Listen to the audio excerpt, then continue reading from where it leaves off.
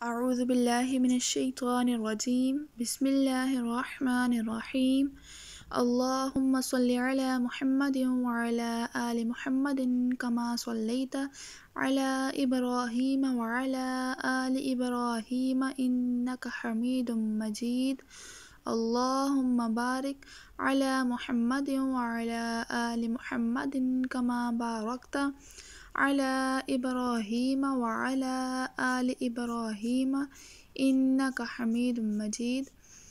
السلام علیکم ورحمۃ اللہ وبرکاتہ۔ آج کے لیسن میں انشاءاللہ ہم 2 چیپٹرز کور کریں گے، chapter number 11 and 12۔ Chapter number 11 کا نام ہے فجار کی جنگ۔ خانہ کعبہ میں تانبے کے بنے 2 بت تھے، ان کے نام اصاف اور نائلہ تھے۔ طواف کرتے وقت مشرک برکت حاصل کرنے کے لیے ان کو چھوا کرتے تھے۔ حضرت زید بن حارثہ رضی اللہ تعالیٰ عنہ فرماتے ہیں، ایک مرتبہ آپ صلی اللہ تعالیٰ علیہ وآلہ وسلم بیت اللہ کا طواف کر رہے تھے، میں بھی آپ کے ساتھ موجود تھا۔ جب میں طواف کے دوران ان بتوں کے پاس سے گزرا تو میں نے بھی ان کو چھوا۔ نبی پاک صلی اللہ تعالیٰ علیہ وآلہ وسلم نے فوراً فرمایا، ان کو ہاتھ مت لگاؤ۔ اس کے بعد ہم طواف کرتے رہے۔ میں نے سوچا ایک بار پھر بتوں کو چھونے کی کوشش کروں گا تاکہ پتہ تو چلے کہ ان کو چھونے سے کیا ہوتا ہے اور آپ نے کس لیے مجھے روکا ہے۔ چنانچہ میں نے ان کو پھر سے چھوا۔ تب آپ نے سخت لہجے میں فرمایا، کیا میں نے تمہیں ان کو چھونے سے منع نہیں کیا تھا؟ اور میں قسم کھا کر کہتا ہوں کہ نبی پاک صلی اللہ تعالیٰ علیہ وآلہ وسلم نے کبھی بھی کسی بت کو نہیں چھوا، یہاں تک کہ اللہ تعالیٰ نے آپ کو نبوت عطا کر دی اور آپ پر وحی نازل ہونے لگی۔ اسی طرح اللہ تعالیٰ حرام چیزوں سے بھی آپ کی حفاظت فرماتے تھے۔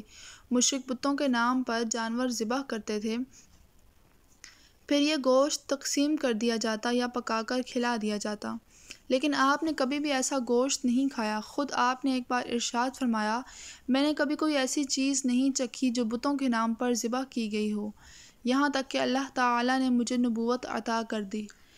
اسی طرح آپ سے پوچھا گیا کہ آپ نے بچپن میں کبھی بت پرستی کی؟ آپ نے ارشاد فرمایا نہیں۔ آپ سے پھر پوچھا گیا کہ آپ نے کبھی شراب پی؟ جواب میں آپ نے ارشاد فرمایا نہیں، حالانکہ اس وقت مجھے معلوم نہیں تھا کہ کتاب اللہ کیا ہے اور ایمان کی تفصیل کیا ہے۔ بچپن میں آپ نے بکریاں بھی چرائیں۔ آپ مکہ کے لوگوں کی بکریاں چرایا کرتے تھے، معاوضے کے طور پر آپ کو 1 سکہ دیا جاتا۔ آپ فرماتے ہیں، اللہ تعالیٰ نے جتنے بھی نبی بھیجے ان سب نے بکریاں چرانے کا کام کیا۔ میں مکہ والوں کی بکریاں قرارید یعنی سکے کے بدلے چرایا کرتا تھا۔ مکہ والوں کی بکریوں کے ساتھ آپ اپنے گھر والوں اور رشتہ داروں کی بکریاں بھی چرایا کرتے تھے۔ پیغمبروں نے بکریاں کیوں چرائیں؟ اس کی وضاحت کچھ یوں بیان کی جاتی ہے، اس کام میں اللہ تعالیٰ کی زبردست حکمت ہے۔ بکری کیونکہ کمزور جانور ہے، لہٰذا جو شخص بکریاں چراتا ہے اس میں قدرتی طور پر نرمی، محبت اور انکساری کا جذبہ پیدا ہو جاتا ہے۔ ہر کام اور پیشے کی کچھ خصوصیات ہوتی ہیں، مثلاً قصاب کے دل میں سختی ہوتی ہے، لوہار جفا کش ہوتا ہے، مالی نازک طبع ہوتا ہے۔ اب جو شخص بکریاں چراتا رہا، جب وہ مخلوق کی تربیت کا کام شروع کرے گا تو اس کی طبیعت میں سے گرمی اور سختی نکل چکی ہوتی ہے۔ مخلوق کی تربیت کے لیے وہ بہت نرم مزاج ہو چکا ہوتا ہے، اور تبلیغ کے کام میں نرم مزاجی کی بہت ضرورت ہوتی ہے۔ عربوں میں ایک شخص بدر بن معشر غفاری تھا۔ یہ عکاظ کے میلے میں بیٹھا کرتا تھا، لوگوں کے سامنے اپنی بہادری کے قصے سنایا کرتا تھا، اپنی بڑائیاں بیان کیا کرتا تھا۔ ایک دن اس نے پیر پھیلا کر اور گردن اکڑا کر کہا، میں عربوں میں سے سب سے زیادہ عزت دار ہوں، اور اگر کوئی یہ خیال کرتا ہے کہ وہ زیادہ عزت والا ہے تو تلوار کے زور پر یہ بات ثابت کر کے دکھائے۔ اس کے یہ بڑے بول سن کر ایک شخص کو غصہ آ گیا۔ وہ اچانک اس پر جھپٹا اور اس کے گھٹنے پر تلوار دے ماری۔ اس کا گھٹنا کٹ گیا۔ یہ بھی کہا جاتا ہے کہ گھٹنا صرف زخمی ہوا تھا۔ اس پر دونوں کے قبیلے آپس میں لڑ پڑے، ان میں جنگ شروع ہو گئی۔ اس لڑائی کو فجار کی پہلی لڑائی کہا جاتا ہے۔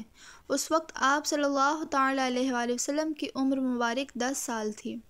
فجار کی ایک اور لڑائی بنو عامر کی ایک عورت کی وجہ سے ہوئی۔ اس میں بنو عامر بنو کنانہ سے لڑے، کیونکہ کنانہ کے ایک نوجوان نے اس قبیلے کی کسی عورت کو چھیڑا تھا۔ فجار کی تیسری لڑائی بھی بنو عامر اور بنو کنانہ کے درمیان ہوئی۔ یہ لڑائی قرض کی ادائیگی کے سلسلے میں شروع ہوئی۔ فجار کی ان تینوں لڑائیوں میں نبی کریم صلی اللہ تعالیٰ علیہ وآلہ وسلم نے کوئی حصہ نہیں لیا، البتہ فجار کی چوتھی لڑائی میں آپ نے شرکت فرمائی تھی۔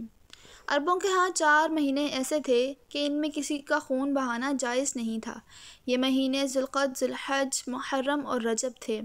یہ لڑائیاں چونکہ حرمت کے ان مہینوں میں ہوئیں، اس لیے ان کا نام فجار کی لڑائیاں رکھا گیا۔ فجار کے معنی ہیں گناہ، یعنی یہ لڑائیاں ان کا گناہ تھیں۔ چوتھی لڑائی جس میں نبی کریم صلی اللہ تعالیٰ علیہ وآلہ وسلم نے بھی حصہ لیا، اس کا نام فجار براز تھا۔ یہ لڑائی اس طرح شروع ہوئی، قبیلہ بنو کنانہ کے براز نامی ایک شخص نے ایک آدمی عروہ کو قتل کر دیا۔ عروہ کا تعلق قبیلہ حوازن سے تھا۔ یہ واقعہ حرمت والے مہینے میں ہی پیش آیا۔ براز اور عروہ کے خاندان کے لوگ یعنی بنو کنانہ اور حوازن اس وقت عکاظ کے میلے میں تھے۔ وہیں کسی نے بنو کنانہ کو یہ خبر پہنچا دی کہ براز نے عروہ کو قتل کر دیا ہے۔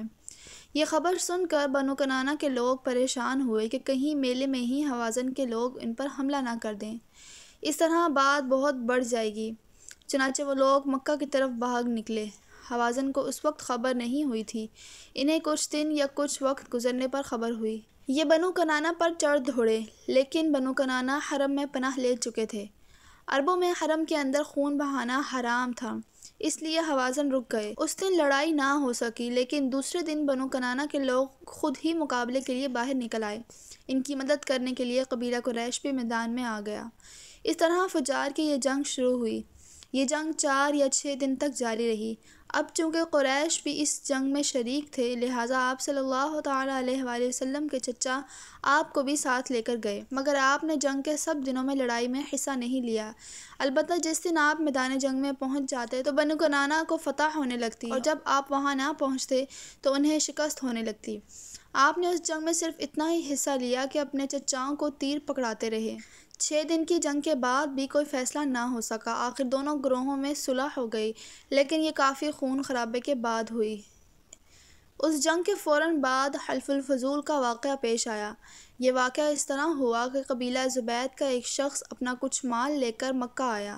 اس سے یہ مال عاص بن وائل نے خرید لیا۔ یہ عاص بن وائل مکہ کے بڑے لوگوں میں سے تھا، اس کی بہت عزت تھی۔ اس نے مال تو لے لیا لیکن قیمت ادا نہ کی۔ زبیدی اس سے اپنی رقم کا مطالبہ کرتا رہا، لیکن عاص بن وائل نے رقم ادا نہ کی۔ اب یہ زبیدی شخص اپنی فریاد لے کر مختلف قبیلوں کے پاس گیا۔ ان سب کو بتایا کہ عاص بن وائل نے اس پر ظلم کیا ہے، لہٰذا اس کی رقم دلوائی جائے۔ اب چونکہ عاص مکہ کے بڑے لوگوں میں سے تھا، اس لیے ان سب لوگوں نے عاص کے خلاف اس کی مدد کرنے سے انکار کر دیا، الٹا اسے ہی ڈانٹ ٹپٹ کر واپس بھیج دیا۔ جب زبیدی نے ان لوگوں کی یہ حالت دیکھی تو دوسرے دن صبح سویرے وہ ابو قیس نامی پہاڑی پر چڑھ گیا۔ قریش ابھی اپنے گھروں میں ہی موجود تھے۔ اوپر چڑھ کر اس نے بلند آواز سے چند شعر پڑھے، جن کا خلاصہ یہ ہے: اے فہر کی اولاد، ایک مظلوم کی مدد کرو جو اپنے وطن سے دور ہے اور جس کی تمام پونجی اس وقت مکہ کے اندر ہی ہے۔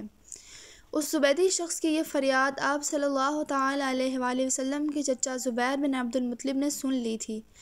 ان پر بہت اثر ہوا۔ انہوں نے عبداللہ بن جدعان کو ساتھ لیا اور اس آدمی کی مدد کے لیے اٹھ کھڑے ہوئے۔ پھر ان کے ساتھ بنو ہاشم، بنو زہرہ اور بنو اسد کے لوگ بھی شامل ہو گئے۔ یہ سب عبداللہ بن جدعان کے گھر جمع ہوئے۔ یہاں ان سب کو کھانا کھلایا گیا۔ اس کے بعد ان سب نے خدا کے نام پر حلف لیا۔ حلف کے الفاظ یہ تھے: ہم ہمیشہ مظلوم کا ساتھ دیتے رہیں گے اور اس کا حق اسے دلاتے رہیں گے۔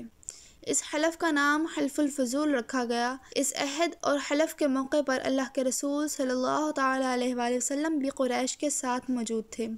چیپٹر نمبر 12 نستوار کی ملاقات۔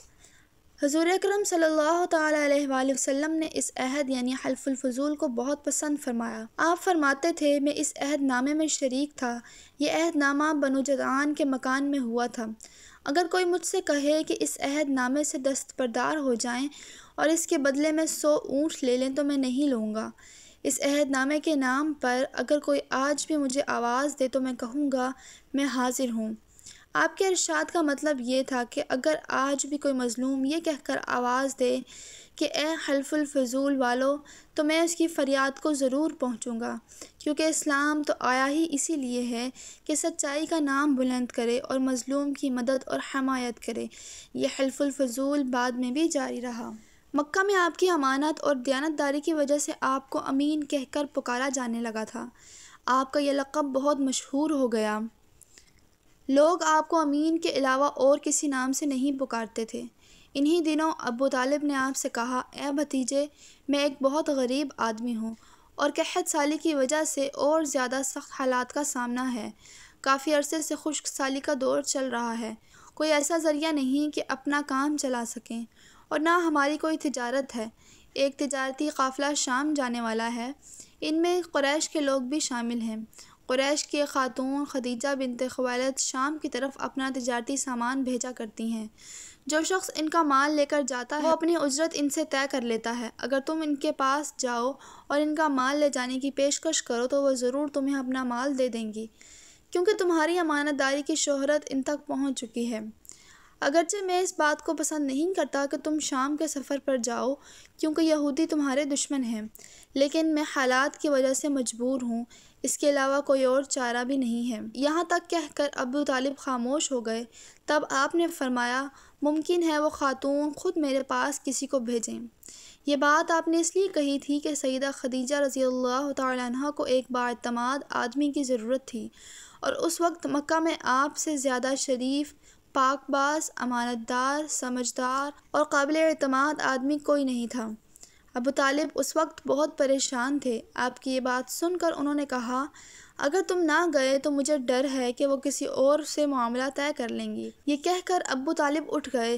ادھر آپ کو یقین سا تھا کہ سیدہ خدیجہ رضی اللہ تعالیٰ عنہا خود ان کی طرف کسی کو بھیجیں گی، اور ہوا بھی یہی۔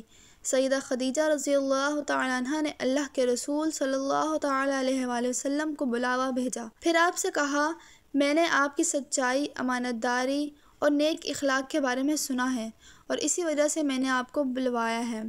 جو معاوضہ آپ کی قوم کے دوسرے آدمیوں کو میں دیتی ہوں، آپ کو ان سے دگنا دوں گی۔ آپ نے ان کی بات منظور فرما لی۔ پھر آپ اپنے چچا ابو طالب سے ملے، انہیں یہ بات بتائی۔ ابو طالب سن کر بولے، یہ روزی اللہ تعالیٰ نے تمہارے لیے پیدا فرمائی ہے۔ اس کے بعد آپ سیدہ خدیجہ رضی اللہ تعالیٰ عنہا کا سامان تجارت لے کر شام کی طرف روانہ ہوئے۔ سیدہ خدیجہ رضی اللہ تعالیٰ عنہا کے غلام میسرہ آپ کے ساتھ تھے۔ روانگی کے وقت حضرت خدیجہ رضی اللہ تعالیٰ عنہا نے میسرہ سے کہا، کسی معاملے میں ان کی نافرمانی نہ کرنا، جو یہ کہیں وہی کرنا، اور ان کی رائے سے اختلاف نہ کرنا۔ آپ کے سب چچاؤں نے قافلے والوں سے آپ کی خبر گیری رکھنے کی درخواست کی۔ اس کی وجہ یہ تھی کہ ذمہ داری کے لحاظ سے آپ کا یہ پہلا تجارتی سفر تھا، گویا آپ اس کام میں بالکل نئے تھے۔ ادھر آپ روانہ ہوئے، ادھر آپ کا معجزہ شروع ہو گیا۔ ایک بادل نے آپ کے اوپر سایہ کر لیا، آپ کے ساتھ چلنے لگا۔ جب آپ شام پہنچے تو بصرہ شہر کے بازار میں ایک درخت کے سائے میں اترے۔ یہ درخت ایک عیسائی راہب نستوار کی خانقاہ کے سامنے تھا۔ اس راہب نے میسرہ کو دیکھا تو خانقاہ سے نکل آیا۔ اس وقت اس نے آپ کو دیکھا، آپ درخت کے نیچے ٹھہرے ہوئے تھے۔ اس نے میسرہ سے پوچھا، یہ شخص کون ہے جو اس درخت کے نیچے موجود ہے؟ میسرہ نے کہا، یہ ایک قریشی شخص ہیں، حرم والوں میں سے ہیں۔ یہ سن کر راہب نے کہا، اس درخت کے نیچے نبی کے سوا کوئی اور آدمی نہیں بیٹھا۔ مطلب یہ تھا کہ اس درخت کے نیچے آج تک کوئی شخص نہیں بیٹھا۔ اللہ تعالیٰ نے اس درخت کو ہمیشہ اس سے بچایا ہے کہ اس کے نیچے نبی کے سوا کوئی اور دوسرا شخص بیٹھے۔ اس کے بعد اس نے میسرہ سے پوچھا، کیا ان کی آنکھوں میں سرخی ہے؟ میسرہ نے جواب دیا، ہاں بالکل، یہ سرخی ان کی آنکھوں میں مستقل رہتی ہے۔ اب نستوار نے کہا، یہ وہی ہیں؟ میسرہ نے حیران ہو کر ان کی طرف دیکھا اور بولا، کیا مطلب یہ وہی ہیں؟ کون وہی؟ یہ آخری پیغمبر ہیں۔ کاش میں وہ زمانہ پا سکتا جب انہیں ظہور کا حکم ملے گا، یعنی جب انہیں نبوت ملے گی۔ اس کے بعد وہ چپکے سے آپ کے پاس پہنچا۔ پہلے تو اس نے آپ کے سر کو بوسہ دیا، پھر آپ کے قدموں کو بوسہ دیا اور بولا، میں آپ پر ایمان لاتا ہوں اور گواہی دیتا ہوں کہ آپ وہی ہیں جن کا ذکر اللہ تعالیٰ نے توریت میں فرمایا ہے۔ اس کے بعد نستوار نے کہا، اے محمد، میں نے آپ میں وہ تمام نشانیاں دیکھ لی ہیں جو پرانی کتابوں میں آپ کی نبوت کی علامتوں کے طور پر درج ہیں۔ صرف ایک نشانی باقی ہے، اس لیے آپ ذرا اپنے کندھے سے کپڑا ہٹائیں۔ آپ نے اپنے شانہ مبارک سے کپڑا ہٹا دیا۔ تب نستوار نے وہاں مہر نبوت کو جگمگاتے دیکھا۔ وہ فوراً مہر نبوت کو چومنے کے لیے جھک گیا، پھر بولا، میں گواہی دیتا ہوں کہ اللہ تعالیٰ کے سوا کوئی عبادت کے لائق نہیں، اور میں گواہی دیتا ہوں کہ آپ صلی اللہ تعالیٰ علیہ وآلہ وسلم اللہ تعالیٰ کے پیغمبر ہیں۔ آپ کے بارے میں حضرت عیسیٰ ابن مریم علیہ السلام نے خوشخبری دی تھی اور انہوں نے کہا تھا میرے بعد اس درخت کے نیچے کوئی نہیں بیٹھے گا سوائے اس پیغمبر کے جو امی یعنی ان پڑھ، ہاشمی، عربی اور مکی یعنی مکہ کے رہنے والے ہوں گے۔ قیامت میں حوض کوثر اور شفاعت والے ہوں گے۔ اس واقعے کے بعد نبی کریم صلی اللہ تعالیٰ علیہ وآلہ وسلم بصرہ کے بازار تشریف لے گئے۔ وہاں آپ نے وہ مال فروخت کیا جو ساتھ لائے تھے اور کچھ چیزیں خریدیں۔ اس خرید و فروخت کے دوران ایک شخص نے آپ سے کچھ جھگڑا کیا اور بولا لات اور عزا کی قسم کھاؤ۔ آپ نے فرمایا میں نے ان بتوں کے نام پر کبھی قسم نہیں کھائی۔ آپ کا یہ جملہ سن کر وہ شخص چونک اٹھا۔